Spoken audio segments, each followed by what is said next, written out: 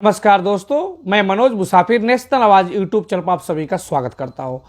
दोस्तों, आज के 2 साल पहले मैं सिर्फ अपने ट्यूशन करके कोचिंग पढ़ा के केमिस्ट्री का अपने परिवार का जीवन बसर करता था।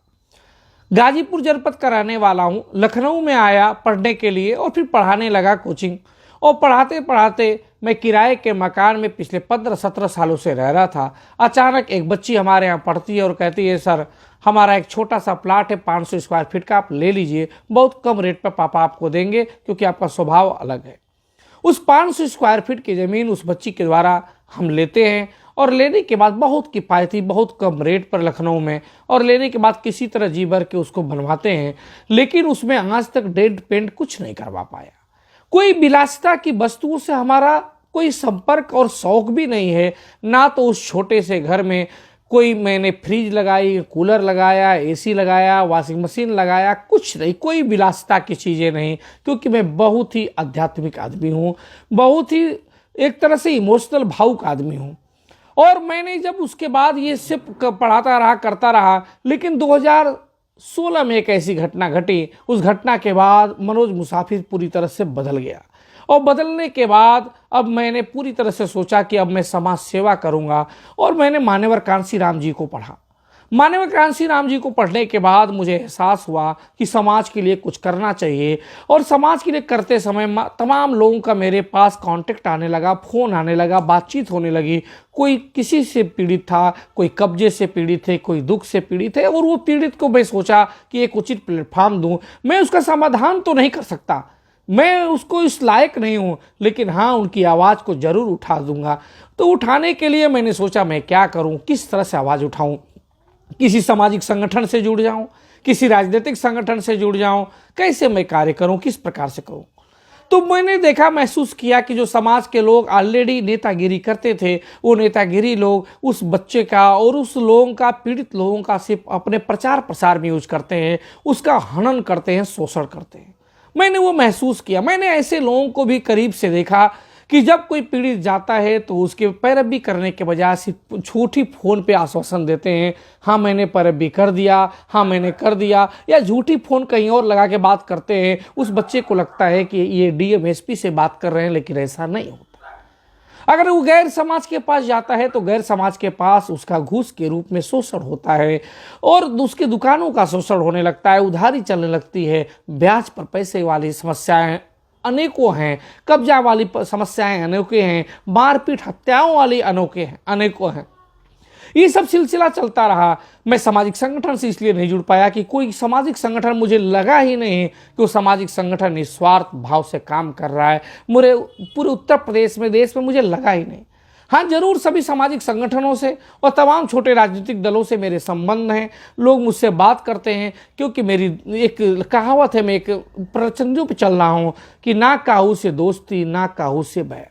उस रास्ते पे मैं चल रहा हूँ, मैं अपने मिशन पे चल रहा हूँ। मुझे लक्ष्य दिखाई देता है कि कुछ ऐसा कर जाओ मनोज कि जिससे समाज के पीड़ितों का, शोषितों का कुछ भला हो जाए। क्योंकि समाज के अंदर बहुत शोषण है, बहुत ज़्यादा शोषण है।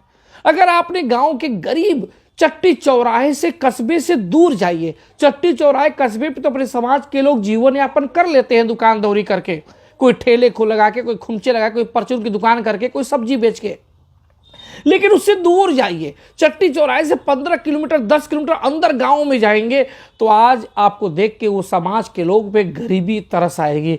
किसी का मकान प्लास्टर नहीं हुआ है तो किसी का पुट्टी नहीं हुआ है, पेंट नहीं हुआ है तो किसी के स्लेब नहीं पड़ी है, कोई ऐसे तखत पे सो रहा है तो वो जमीन पे सो रहा है। वो चीज़ें देखकर आपको लगेगा कि हाँ हमारे समाज में भी गरीबी है, और शिक्षा भी आपको लगेगी। हाँ लेकिन वो जरूर बात है कि जो लोग शहरों में चले गए, थोड़ा इनकम करने लगे या सर्विस पा गए, तो वो लोग का जीवन यापन बहुत स्टैंडर्ड, बहुत स्तर ऊंचा हो गया।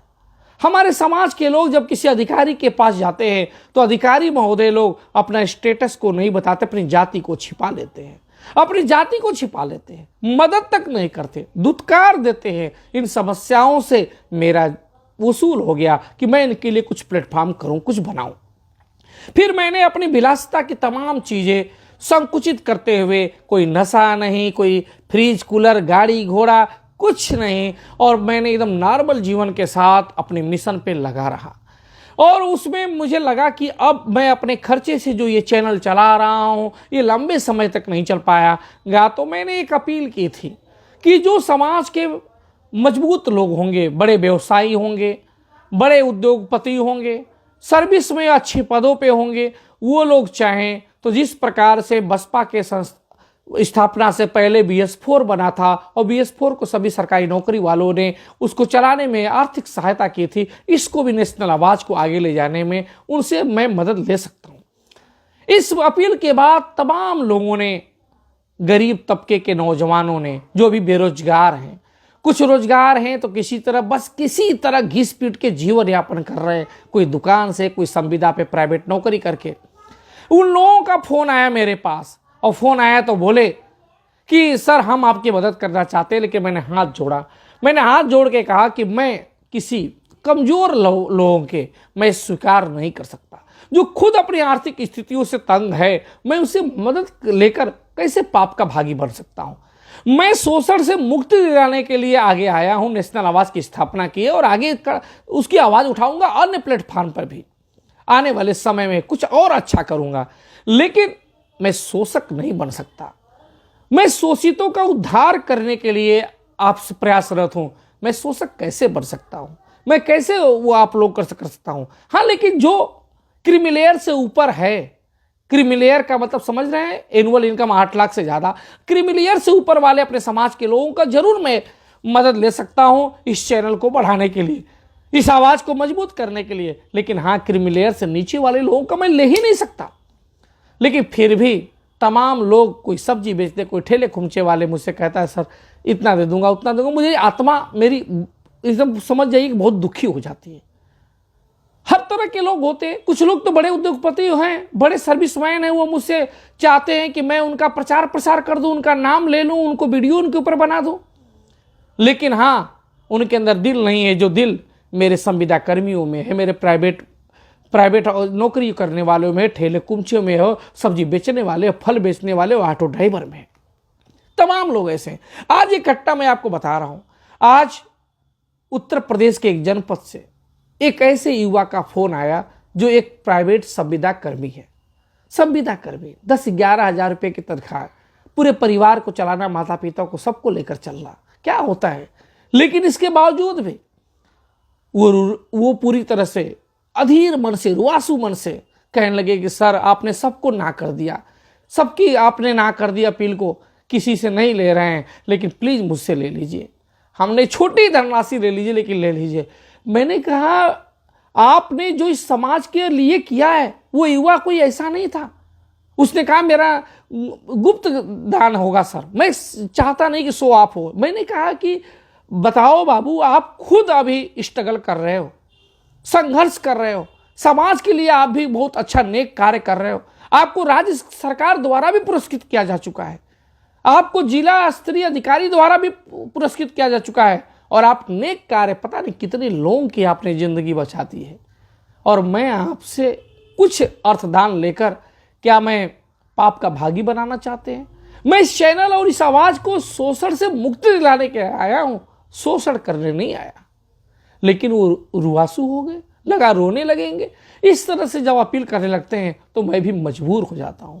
तो मेरा बस इतना निवेदन है कि जो क्रीमी लेयर से नीचे लोग हैं, वो लोग सिर्फ हमें दुआएं देते हैं, सांत्वना देते हैं, मेरा साथ देते हैं। मनोज मुसाफिर को बस इतना ही चाहिए। लेकिन जो क्रीमी लेयर से ऊपर हैं, उनका मैं जरूर आर्थिक सहयोग ले सकता हूं इस चैनल को बढ़ाने के लिए। लेकिन क्रीमी लेयर से नीचे वाले लोग इस भावना के साथ मुझे कभी ना सोचें, ना फोन करें, क्योंकि मनोज मुसाफिर वो नहीं है जो आप समझ रहे हैं। शायद आपको मालूम नहीं है, ये मनोज में मुसाफिर शब्द उसके पिताजी का है, और उसके पिताजी का मतलब है कि मैं इस पूर्व पीढ़ियों को, इस समाज को कुछ ऐसा करना चाहता हूं कि जो आप याद रखें कि वास्तव में इस स्कूल में कोई जन्म लिया था। लेकिन प्लीज मेरी अपील को ध्यान दीजिए।